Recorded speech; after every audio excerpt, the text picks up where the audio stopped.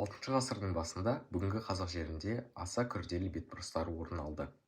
Алтай, Сібір, Монғолия жерінде түркі тайпаларының үстем тап өкілдері бірігіп, күшті әскер күшіне сүйенген түрік қағанаты атты феодалдық мемлекет құрылды. Жалпы түркілер алтыншы ғасырдың ортасына дейін жужандарға, яғни аварларға бағынышты болған, бірақ олар 552 жылы өздерінің билеушілеріне қарсы шығады. Себебі оларда ортақ мүдде болады. Олар өз бетіне жеке мемлекет болғысы келеді. Сөйтіп олар бірігіп жужандарға қарсы шығады. Бумын қаған сөйтіп 552 жылы жужандар талқандап елхан атағын алады. Түрік қағанаты 552-603 жылдар аралығында өмір сүрген, территориясы Маньчжуриядан Босфорға дейінгі ұлан ғасыр дала. Ордасы Алтай өңірінде болған. Енді оқиғалар туралы айтатын болсақ, сол 552 жылы Бумын жужандарды талқандап елхан атағын алған. Мұқан қаған тұсында орталық Азия және оңтүстік Сібірде түрік қағанатының үстемдігі орнады. Ал Иштими қаған кезінде мемлекет әскери қуатты империяға айналып, Византия мен жібек жолы дипломатиясын күшейткен. 603 жылы түрік қағанаты шығыс түрік қағанаты және батыс түрік қағанаты болып екіге бөлініп кетеді. Енді батыс түрік қағанаты жайлы сөз қозғайық. Батыс түрік қағанаты 603-704 жылдар аралығында өмір сүрген. Оның территориясы жайлы айтатын болсақ, негізгі өзегі Жетісуда орналасқан, шығыста Алтайдан басталып, солтүстік батысында Каспийге дейін созылған. Қысқы ордасы Суяб қаласы, жазғы ордасы Мыңбұлақ қаласы болған. Енді тарихи маңызды оқиғалар туралы айтатын болсақ, 10 оқпудың жүйесі қалыптасты біріншіден. Екіншіден, Шегу мен Тон қағандар тұсында батыс түрік қағанаты өркендеді. Тон Ябғу дәуірінде орталық Азияға қатаң бақылау орнатылды және Тулу, Нушиби тартысы күшейіп, таң әскері Жетісуға басып кірді. Сөйтіп, батыс түрік қағанатының орнына Хазар, Оғыз, Қимақ, Түргеш сияқты жаңа бірлестіктер қалыптасты. Шығыс түрік қағанаты 682-744 жылдар аралығында өмір сүрген. Территориясы жайлы айтатын болсақ, ол қазіргі Монғолия жерінен бастау алған және Қапаған қаған тұсында орталық Азияға толықтай үстемдік еткен. Шығыс түрік қағанатының тарихындағы маңызды оқиғалар жайлы айтатын болсақ, 716 жылы Білге қаған билікке келіп, Күлтегінмен бірге қағанатты қайта өркендетті. Және Архон бойындағы Білге мен Күлтегін құлпытастары осы тұлғаларға арналып қойдырылған. 744 жылы шығыс түрік қағанатын Ұйғыр Қарлық одағы талқандайды. Сол кезеңде Ашин әулеті өзінің билігін тоқтатады. Түргеш қағанаты 704-756 жылдар аралығында өмір сүрген. Территориясы Жетісу жері болған, яғни нақтырақ айтқанда Іле, Шу өзендері. Ордалары Суяб және Күнгөт қалалары болған. Шу мен Іле бойында өмір сүруіне байланысты шулық және ілелік түргештер болып екіге бөлінген. Негізін қалаушы Үшлік қаған елді 20 аймаққа бөлген, ал Сұлу қаған өз кезегінде ол түргеш қағанатының жағдайы шиеленісіп тұрған кезде келген және ол бір мезетте 3 жақты соғыс жүргізуге мәжбүр болған. Оларға шығыстан шығыс түрік қағанаты, оңтүстік батыстан арабтар, оңтүстік шығыстан қытайлар қауіп төндірген. 751 жылы орын алған Талас маңында болған Атлық шайқасында қытайлар мен арабтар күрескен және өз кезегінде түркештер бұл соғыста арабтарға жақтас болған. Нәтижесінде қытайлар біржолата Жетісудан кетуге мәжбүр болды. Осы кезең жалпы түркі халықтарының арасында ислам дінінің таралуына өзінің ықпалын тигізген. Түргеш қағанаты 756 жылы өзінің өмір сүруін тоқтатады және оның орнына тура сол Жетісу жеріне Қарлұқ қағанаты келеді. Қарлұқ қағанаты 756-940 жылдар аралығында өмір сүрген. Олардың территориясы Жоңғар алатауынан Сырдарияға дейінгі кең байтақ жер болған. Орталығы Суяб қаласы болған және Қарлұқ қағанатының тарихында болған маңызды оқиғалар жайлы айтатын болсақ, 8 ғасырдың ортасында олар Жетісудан оғыздарды сырға ығыстырып жібереді. 756 жылы Түргеш мұрасын иеленіп, ерте феодалдық мемлекет құрады. 840 жылы Ұйғыр ханы талқандалғаннан кейін Қарлұқ жабығуы қаған деген титулды алады. 9-10 ғасырларда саманилердің қасиетті соғысы және Қашқар түркілерінің қысымы күшейіп, олар 940 жылы Баласағұнды алып алады. Енді Оғыз мемлекеті жайлы айтайық.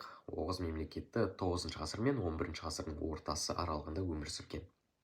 олардың территориясы жайлы айтатын болсақ, олар алғашында жетісу жерін иеленген, 8 ғасырдың екінші жартысында сырдың төменгі ағысы мен арал маңын иеленген, 9 ғасырдың соңында жайық пен еділ аралығын мекендеген. Орталығы Янгикен қаласы болған. Олар 965 жылы Киев Русьмен одақтасып, Хазар қағанатын талқандаған, ал 985 жылы князь Владимирмен бірлесіп, Еділ Бұлғариясын жеңген. 11 ғасырдың басында Шахмәлік тұсында қайта күшейіп, 1041 жылы Хорезмді алады. Бірақ салжұқтармен соғыс және ішкі салық көтерілістері қыпшақ қысымы нәтижесінде әлсіреп, Оғыз мемлекеті ыдырайды. Сөйтіп Шахмәлік оғыздардың ең соңғы билеушісі болып табылады. Қарахан мемлекеті 942-1212 жылдар аралығында өмір сүрген. Оның негізін қалаушы Сатоқ-Богра хан. Сатоқ-Богра хан ең алғаш болып ислам дінін қабылдайды, және ол мемлекетте мешіттер мен медреселер салдыртады. Сатоқ-Богра ханның ізін жалғастырушы Мұса билеуші 960 жылы ислам дінін мемлекеттік дін етіп жариялайды. Және бұл оқиға әрине түркілердің арасындағы ислам дінінің таралуына әкеледі. Қарахан мемлекеті жалпы түркілердің тарихындағы ерекше жағдай, ол түркі және ислам өркениеттерін ұштастырған тарихи құбылыс деп айта аламыз. Астаналары Баласағұн, Қашғар және Тараз қалалары болған. Олар Ұлы Жібек жолының мәдени орталығына айналған. Елде сауда, қолөнер, жазба мәдениеті, сәулет өнері дамыған. Осы кезеңде сонымен қатар түркі әдебиеті мен ғылымы гүлденген. Мысалға, Жүсіп Баласағұнның Құдатқу білік немесе Құтты білік еңбегі түркі мемлекеттілік дәстүрі мен адамгершілік идеясын дәріптеген. Тағы айта кететін жағдай, Қарахан мемлекетінің территориясы, Жетісу және оңтүстік Қазақстанды мекендеген, және Қарлұқ қағанаты жайлы айтатынымыз осы. Оның ислам дінінің таралуындағы атқарған рөлі зор. 13 ғасырдың басында Еуразия кеңістігінде жаңа тарихи кезең басталды. Моңғол империясы. Шыңғыс хан Темучин Моңғолияның бүкіл тайпаларын өз қол астына біріктірді. Егер бұрын Моңғолияны мекендеген тайпалардың көпшілігі татар деген атпен белгілі болса, мемлекеттің нығаюына байланысты Моңғолия тайпалары өздерін моңғолдар деп атай бастады, және бұл термин жинақтаушы этникалық саяси мәнге ие болды. 1206 жылы көктемде Темучинді жақтаушы моңғол ақсүйектерінің құрылтай жиналысы болады, және сонда Темучин Шыңғыс хан деген атпен моңғолдардың әміршісі болып салтанатты түрде сайланады. Шыңғыс ханның тұсында Моңғол империясының астанасы Қарақорым болды. Моңғол мемлекеті әскери әкімшілік ұйым негізінде құрылды. Аумақ 3 әскери әкімшілік аймаққа бөлінді, және әр аймақ бірнеше түменнен, түмен 10 мыңдықтан, мыңдықтар 100-діктен тұрды. Армия темірдей тәртібі және жоғары әскери дайындығымен ерекшеленді. Шыңғыс хан құрған империя қысқа уақытта бүкіл Орталық Азия, Қытай, Иран, Кавказ және Шығыс Еуропаға дейінгі аймақты бағындырды. 1219-1221 жылдары оның әскерлері Қазақстан жерін түгел дерлік жаулап алды. Бұл кезең қазақ мемлекеттілігі тарихында ауыр, бірақ тағылымды дәуір болды. Шыңғыс хан өзінің көзінің тірісінде ұлан байтақ аумақты алып жатқан, жаулап алған жерлерін бәйбішесінен туған 4 ұлына, 4 ұлысқа бөліп берді. Кіші ұлы Төле Шыңғыс ханның негізгі жұртын, Моңғолияның өзін, сондай-ақ ол Моңғолдың тұрақты 129 мың адамдық армиясының 101 мыңын өзіне иеленді. Үшінші ұлы Үгедейге Моңғолияның батыс бөлігі, Жоңғария және Шығыс Түркістан аймағы қарады. Оның ұлысының орталығы жоғарғы Ертіс пен Тарбағатай аймағында орналасты. Екінші ұлы Шағатайдың иелігіндегі жерлер оңтүстік Алтайдан Әмударияға дейін, яғни Жетісу және Мауреннахрды қамтыды. Және үлкен ұлы Жошының үлесі Ертістен батысқа қарай төменгі Еділге дейінгі жерді қоса, жалпы былай айтқанда бүкіл шығыс дешті қыпшақты қамтыды. Сонымен Қазақстанның аумағы Моңғолдың 3 ұлысының құрамына, үлкен бөлігі Жошының ұлысы, оңтүстік және оңтүстік шығыс Қазақстан, яғни Шағатай ұлысына, Жетісудың солтүстік шығыс бөлігі Үгедей ұлысына кірді. Алтын Орда және оның мұрагер мемлекеттері Ақ Орда, Ноғай Ордасы, Моғолстан, Әбілқайыр хандығы және Әмір Темір дәуіріндегі саяси өзгерістер қазақ хандығының құрылуына тікелей алғышарт болған тарихи кезеңдерді қамтиды. Бұл мемлекеттер түркі-моңғол дәуіріндегі саяси, мәдени және рухани сабақтастықтың негізгі буындары ретінде қазақ мемлекеттілігінің қалыптасуына зор үлес қосты. 13 ғасырда Шыңғыс ханның үлкен ұлы Жошының ұлысы негізінде құрылған Алтын Орда. Ол Еуразияның кең байтақ даласын Еділ мен Сырдария арасындағы ұлан-ғайыр аймақты қамтыды. Өзбек ханның тұсында ислам діні мемлекеттік деңгейге көтеріліп, Сырдария бойындағы Сығанақ, Отырар сияқты қалалар қайта жанданды. Бұл кезеңде қалалық мәдениет пен түркі тілінің беделі артып, кейінгі қазақ мәдениетінің рухани өзегіне айналды. Алтын Орда ыдыраған соң, оның құрамынан бөлініп шыққан Ақ Орда, Ноғай Ордасы және Әбілқайыр хандығы сияқты мемлекеттер бұрынғы саяси құрылымның жалғасы ретінде өмір сүрді. Ақ Орда 14-15 ғасырларда Жайықтан Ертіске дейінгі кеңістікте билік жүргізді. Астанасы Сығанақ қаласы болды. Ерзен және Мүбәрак хандар өз мемлекеттігінің дербестігін нығайтып, Ұрыс ханның тұсында оның күші және беделі артты. Ақ Орда билеушілері сыр бойындағы қалаларды экономикалық және саяси орталықтарға айналдырып, түркі халықтарының бірігуіне жағдай жасады. Дәл осы өңір кейін қазақ хандығының алғашқы тірек аймағы болды. Ал Алтын Ордадан бөлініп шыққан тағы бір саяси бірлестік Ноғай Ордасы Еділ және Жайық өзендері аралығында құрылды. Сарайшық қаласы оның орталығы болды. Бұл орданың халқы Маңғыт, Қыпшақ, Қоңырат сияқты түркі тайпаларынан құралды. Ноғай Ордасының көшпелі мәдениеті және дала заңы қазақ руларының әлеуметтік құрылымына зор әсер етті. Шығыста 14 ғасырда Шағатай ұлысының орнына Моғолстан мемлекеті пайда болды.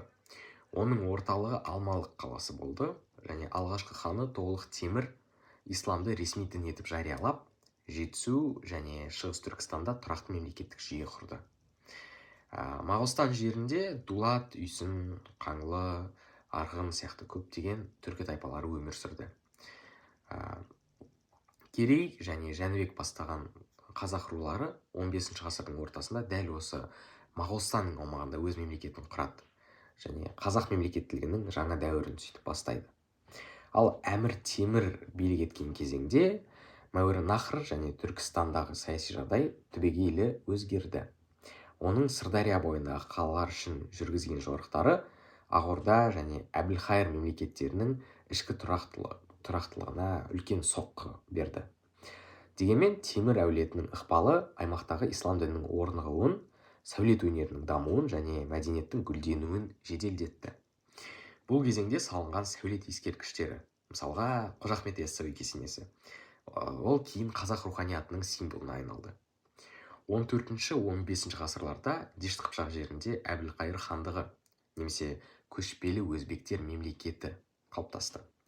Ол Жайықтан Балқашқа дейінгі ұлан-ғайыр жерді қамтыды. Әбілқайыр хан сыр бойын және Хорезмді өзіне қаратуға тырысты. Бірақ ішкі қақтығыстар мен ойрат шапқыншылығы оның елін әлсіретті. 1457 жылғы жеңіліс және ішкі наразылық нәтижесінде Керей және Жәнібек хандар бастаған қазақ рулары, ол кезде олар әлі сұлтан болған, олар Моғолстанға көшеді. Осылайша Алтын Ордадан бастаған саяси мәдени дәстүр Ақ Орда және Ноғай Ордасы арқылы дамып, Моғолстан және Әбілқайыр хандығы кезеңінде жаңа сапаға көтерілді. Бұл мемлекеттердің барлығы түркі халықтарының біртұтас этникалық, рухани және саяси кеңістігін қалыптастыруға қызмет етті. Ислам дінінің орнығуы, қалалық мәдениеттің өркендеуі, мемлекеттік билік құрылымдарының жетілуі осы қазақ хандығының дүниеге келуіне тарихи негіз қалады. Сондықтан да біз Алтын Орда және оның мұрагер мемлекеттерін қазақ мемлекетінің алтын көпірі ретінде санай аламыз. Олар дала өркениетінің саяси сабақтастығын қамтамасыз еткен және 15 ғасырда қазақ хандығының құрылуына тарихи, географиялық және мәдени тұрғыдан берік іргетас қалады.